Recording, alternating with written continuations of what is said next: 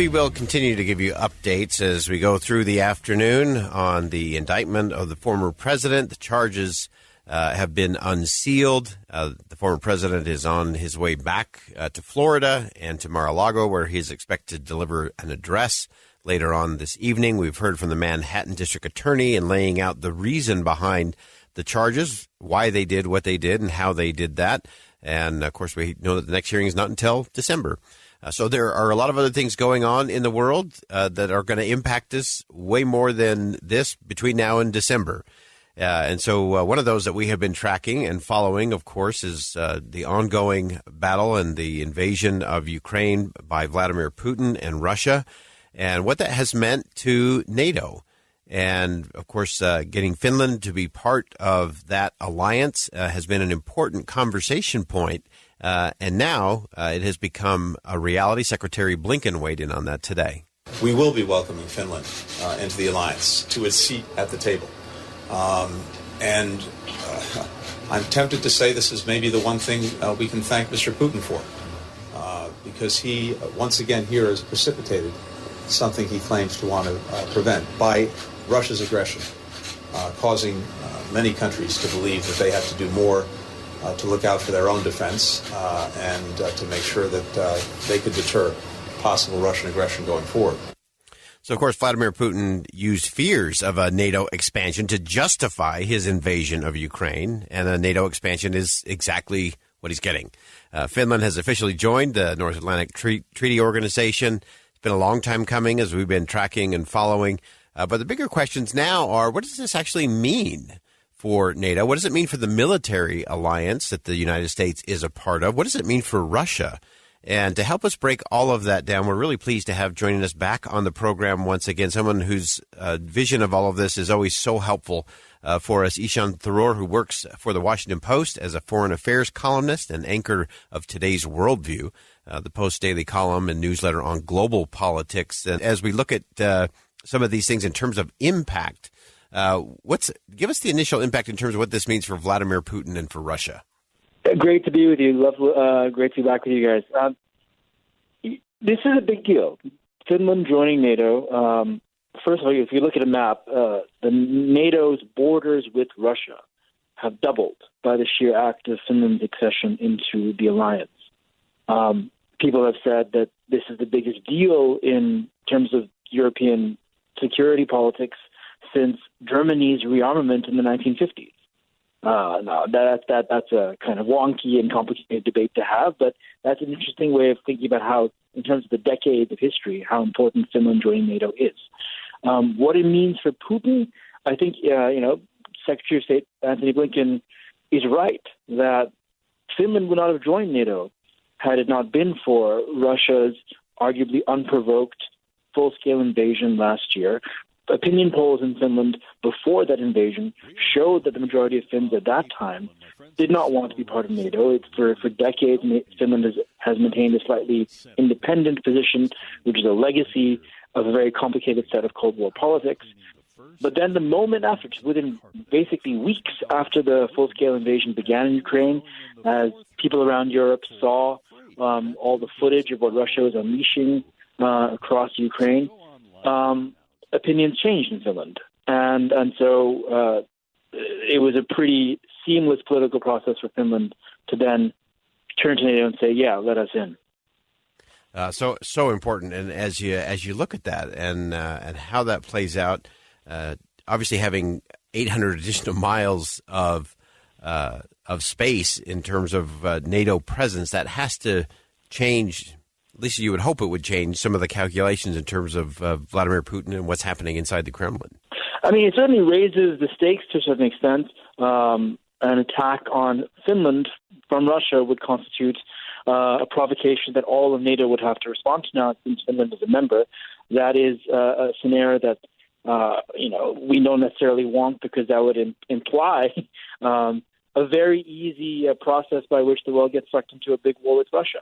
At the same time, what we're seeing, especially over the past course of the year, is, good for NATO in the sense that Finland's military has always been quite sophisticated, quite capable.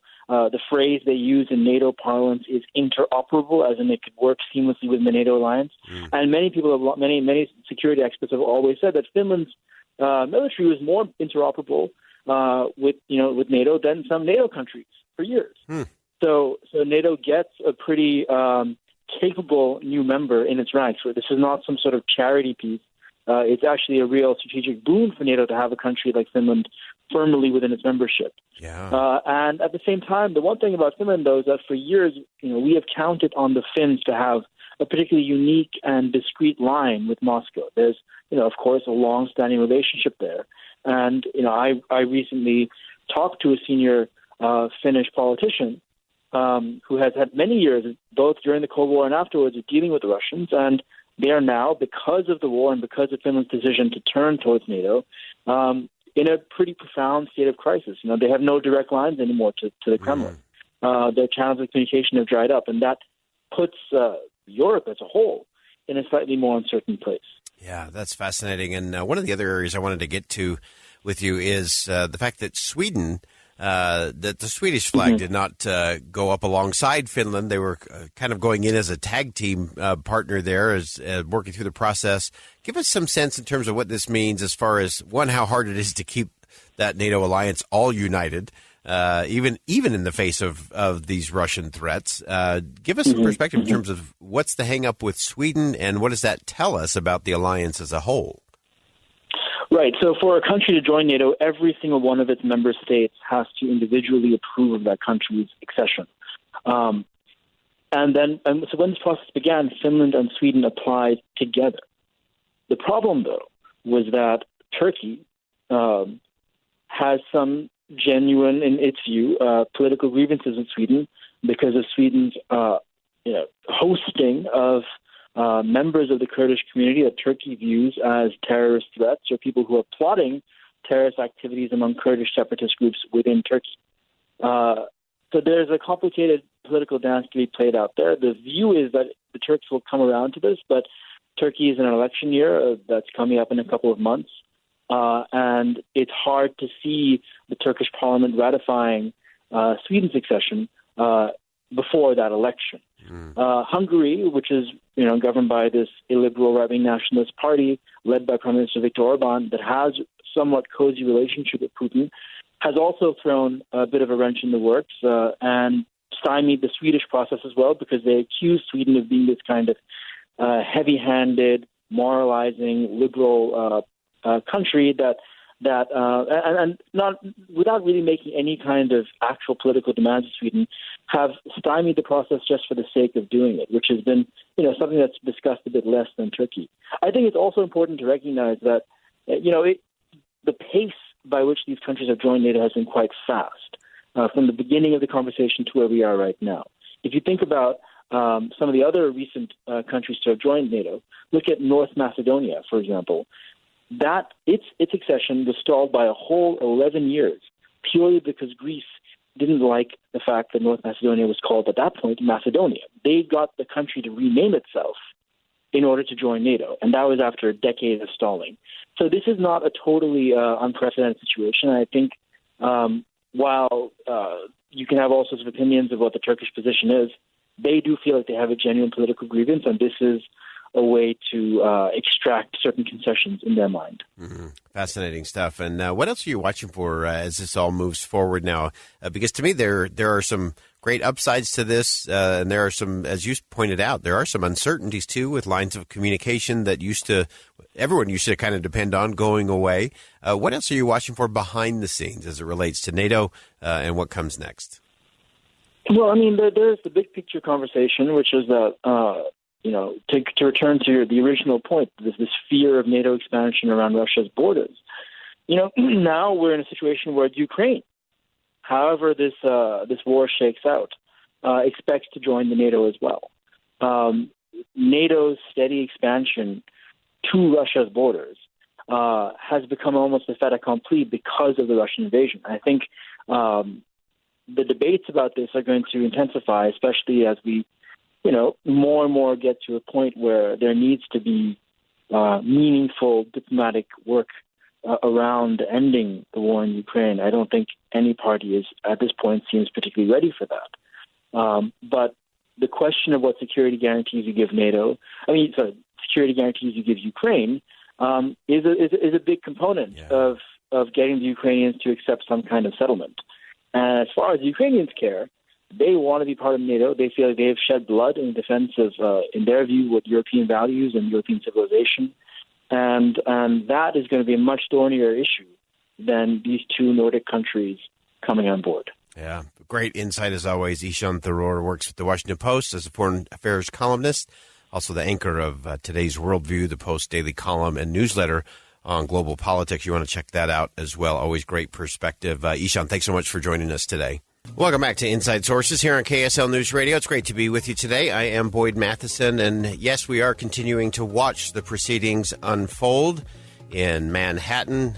We know that the former president has been charged with 34 counts. Yeah, he has pleaded not guilty to all of those.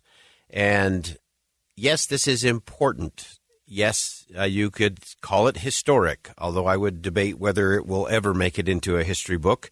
I think it will be on a lot of social media feeds today, and it will not have the staying power of a truly historic moment. But the thing we have to be careful of, and the things we've been talking about today, is what is really historic about this day that we're completely missing as we obsess in watching train wrecks or NASCAR pileups, so to speak. And I want to stay with that conversation just a little bit longer. And again, to those of you who do want that wall-to-wall coverage of what is happening with the former president as the indictment and now the counts have been processed, we will deal with that. We'll cover and deal here on KSL News Radio with all the legal proceedings, with all the political proceedings of the day. We just don't want you to be consumed by them.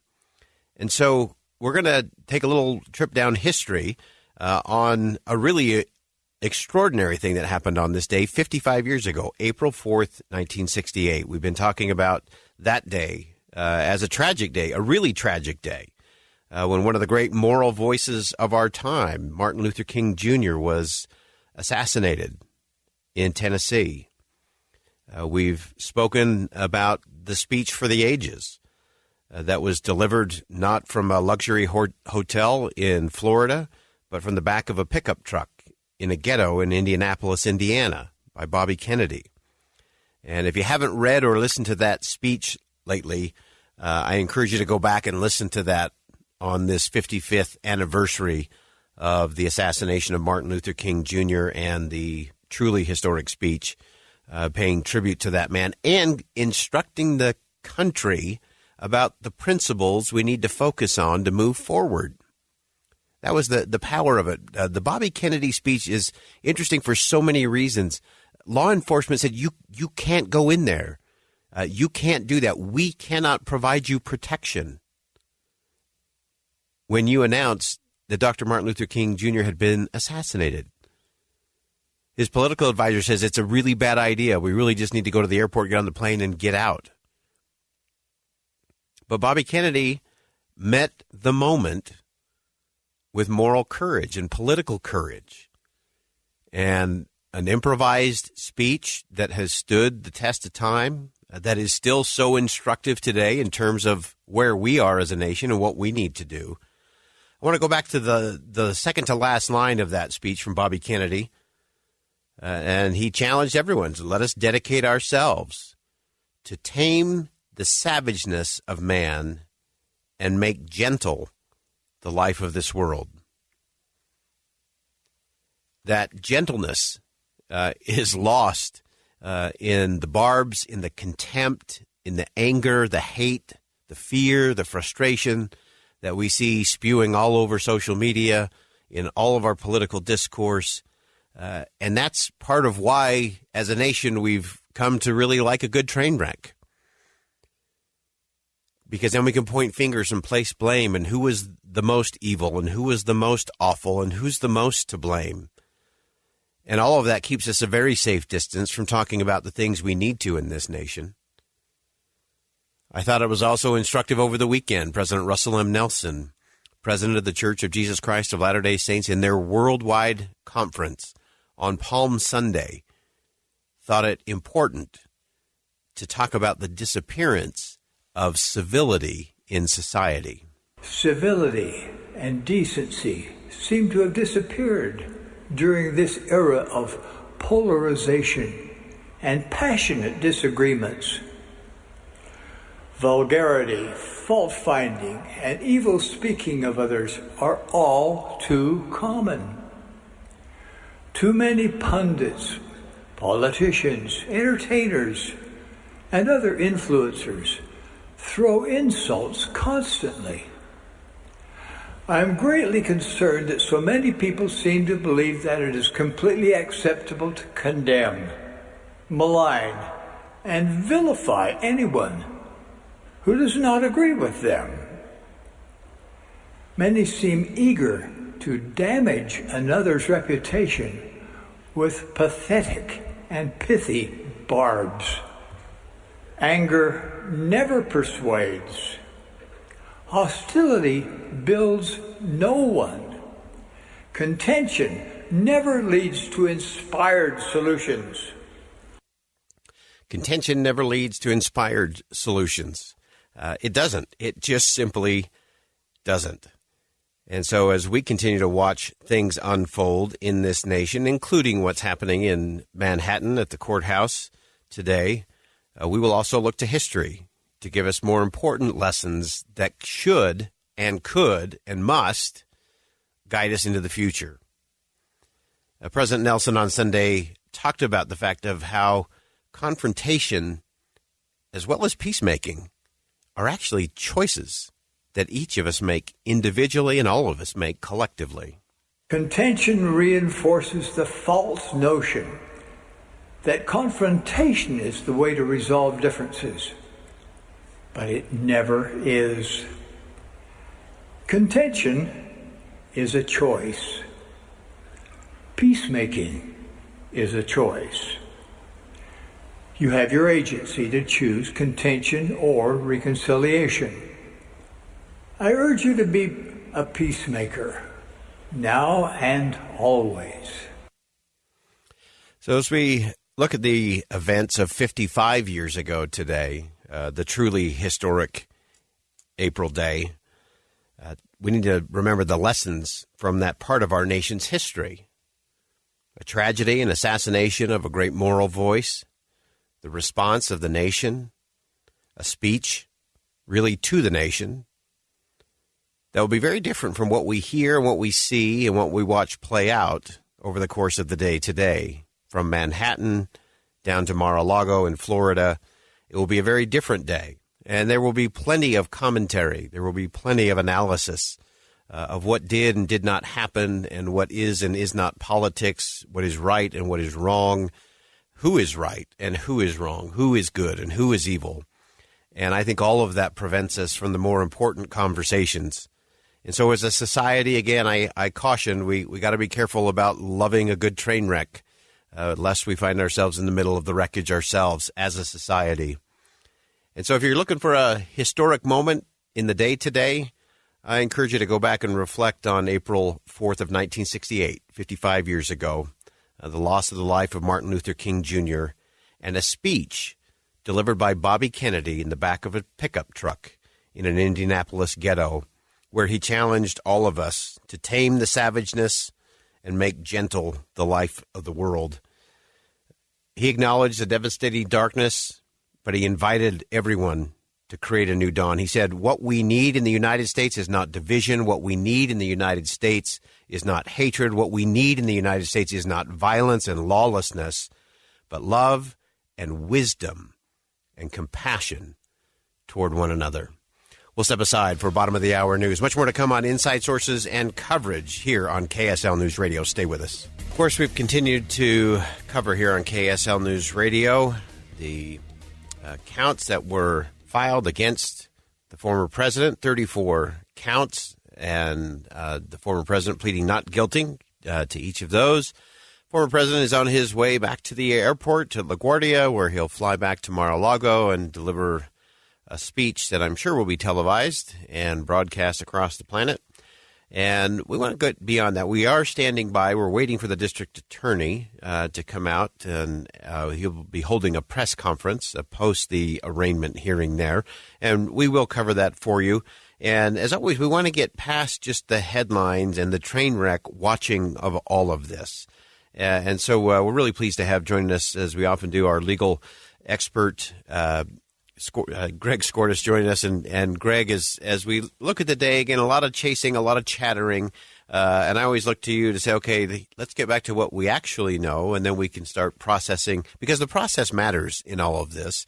And so as you've kind of watched things play out just a little bit, as you continue to follow along, anything jump out for you that we should actually be thinking about as it relates to what comes next?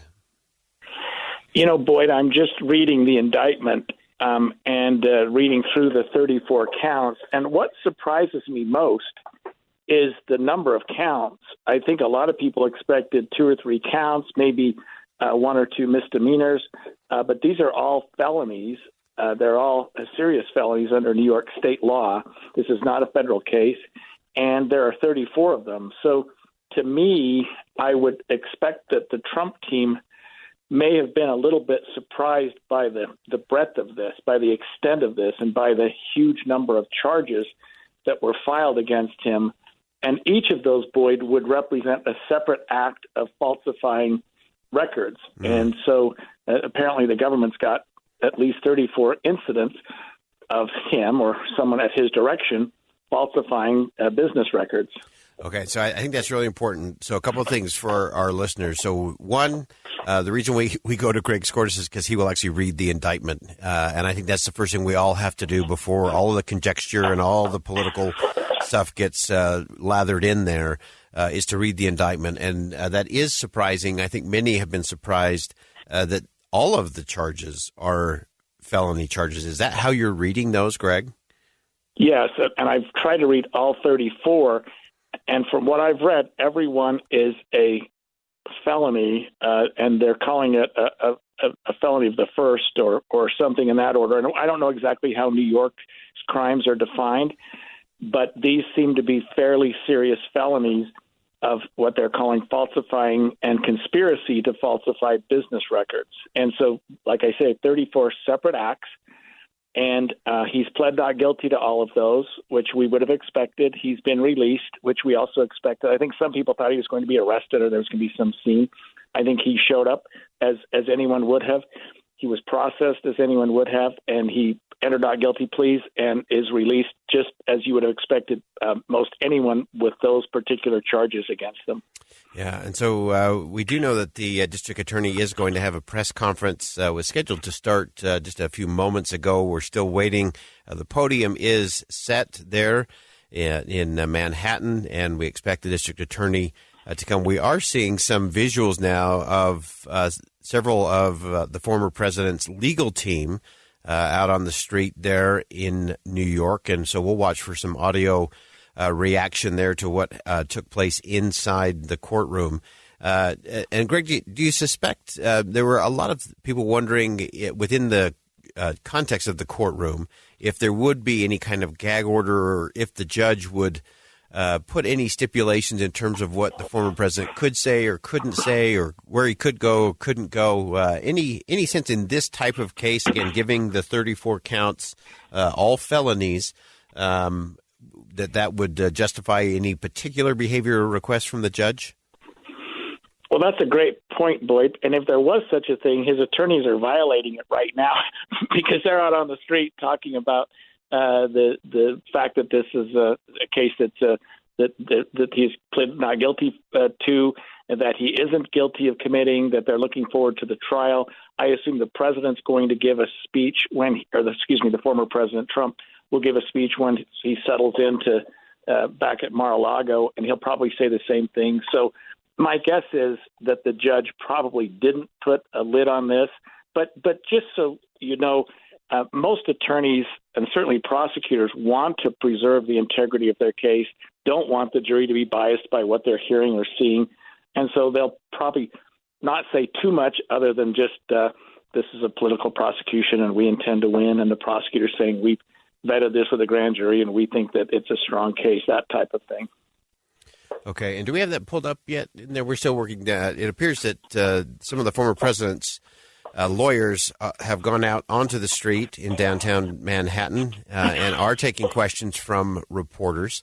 So we will get that. As soon as we get some audio, we'll jump in with that and get some perspective in terms of how the former president's attorneys felt the arraignment hearing went and what comes next for the former president. And Greg, as you continue to wade through that, again, it's such an important part of this. Go through it. You have to read it before we can get into all the commentary. And, okay, so, Greg, we're going to do this. If you can listen in, Greg, we're going to go to the former president's attorneys making some comments on the streets of Manhattan. All right, we've been listening to an impromptu press conference with the former president's attorneys, an interesting exchange back and forth with several members of the media. Greg, I want to go to one thing in particular that we are learning and that one of the attorneys was mentioning was that the judge did caution both sides for using inappropriate or insightful language. So that is give us a perception from the judge. What is the judge saying, and what is the judge likely to do if someone crosses those lines? I think what the judge is saying, Boyd, is that this is a case that has the potential for a lot of people being upset, a lot of American citizens feeling aggrieved one way or the other. And the last thing we want the attorneys to do is to incite that and to get people riled up and to cause people to take to the streets and do something perhaps violent or anything like what we saw on January 6th of 2021. So I think that the judge is really saying, look, let's just keep a lid on this. Certainly you can talk, you can describe your feelings about the case, but don't incite others to get involved or to be upset. And certainly don't incite people to go out and do something and cause more than just peaceful protest. And just preserve the case until we can get it in front of a jury and have a trial, even though that's going to be many, many months down the road. Yeah, I think that's very interesting. And it'll be interesting to see what the details of that are, especially given the fact that we know the former president plans on delivering a significant address from Mar-a-Lago later on today. And what that language will be and where that conversation will go will be really interesting to look at. And again, a lot of interesting implications there as well. All right. So, again, those were comments from the attorneys for the former president. Again, they did just a little bit of an impromptu press conference there outside the courthouse in Manhattan, talking about what took place with the former president as 34 felony counts were leveled against former President Trump. He pleaded not guilty to all 34 of those counts. There was also clearly some guidance given by the judge in relationship to how both sides speak about the case, about the evidence, about the process. And we continue to have Greg Skordas on the line with us to give us his legal insight. And all the nuances of this are really interesting to me, Greg, especially as you know the former president will likely take to social media. We know he'll speak later tonight. What else in this kind of case? So you get this kind of guidance, you get these kind of charges. What is it that we should be watching for next in terms of communication, in terms of what gets set up, in terms of the timeline of a jury and a trial? How does that typically play out? So one thing I noticed right away, Boyd, and this is not directly related to your question, is the defense team seems to be sort of all over the place. One's quite active and animated. One's trying to keep a lid on it and say, the judge is fair. The other one's saying something different. I think the Trump team needs to get on the same page with each other, and I assume that will happen quickly.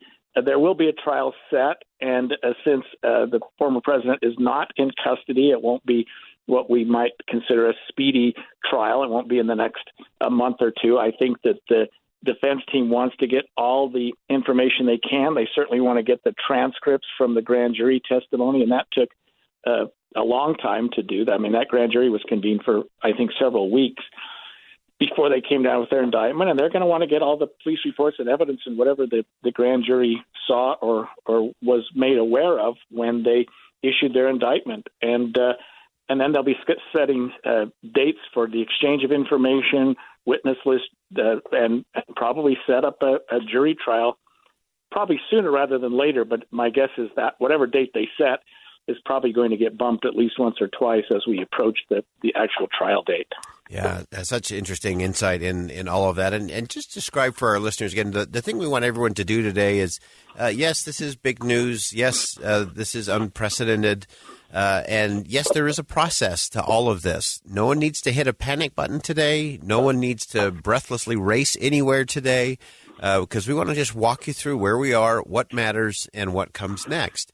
And I am going to point out, again, just in the context of all of this, that a lot of people saying, well, April 4th is going to go down as historic.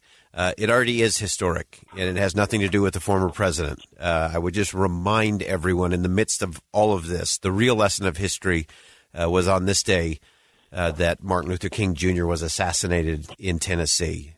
And also on this day, a speech was given not from a fancy resort hotel, but from the back of a pickup truck by Bobby Kennedy, instructing the nation about the principles that mattered, why they mattered, the rule of law and compassion, that they're compatible. And when we trust the process, that's how we maintain our constitutional republic. And Greg, I so appreciate your measured approach to all of this. And if you can just help our listeners for a minute, with a grand jury, it is the district attorney, the prosecutors get to lay out all of their case. There's not a defense back and forth in all of this. So just describe that a little bit for our listeners, and then what will change as this actually goes to trial.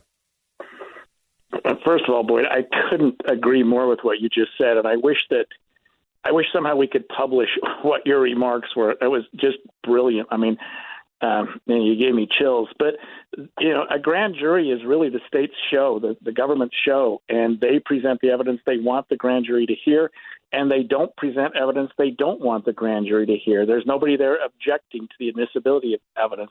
There's no judge there to rule on that. So when people say it's very easy to get an indictment, that's true. And in this case, they got a 34-count felony indictment, but there was no representative from the Trump team present during any of that grand jury testimony, and no one was able to contest the evidence that came in.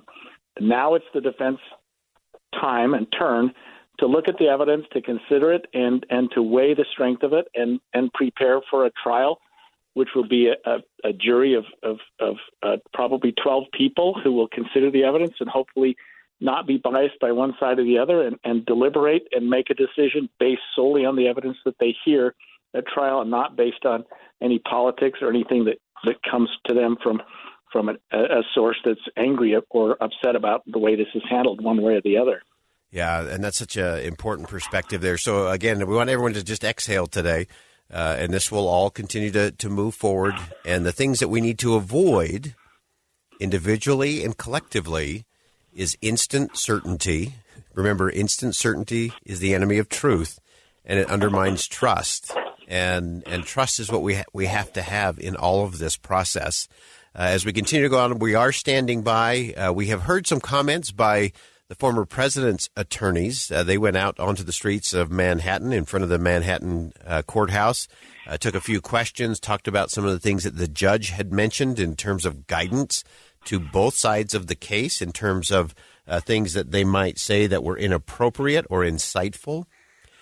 We are waiting for the district attorney now to step to the podium, where the district attorney will, I'm sure, make some comments in terms of process and what has happened and what will come next. And we'll carry that for you live here on KSL News Radio as well.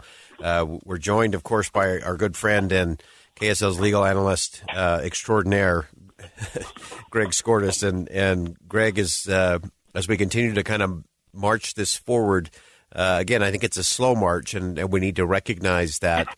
As you continue to pour over the indictment and the charges, are you getting a sense in terms of their similarity? Are there things in there that suddenly seem like, we weren't expecting that? Has anything surprised you as you've started to go through those charging documents?